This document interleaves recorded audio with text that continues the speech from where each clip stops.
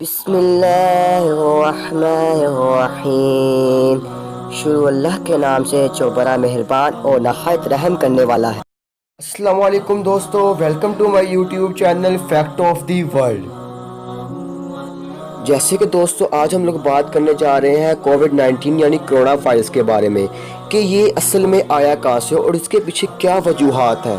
لیکن اس سے پہلے اگر آپ میرے اس channel fact of the world میں نیو ہے تو سب سے پہلے میرا چینل سبسکرائب کیجئے تاکہ آپ لوگوں کو میری نیو نوٹیفیکیشن ملتے رہے اور آپ لوگ سب سے پہلے میری آنے والی ویڈیو سے لطف اندوز ہو سکیں۔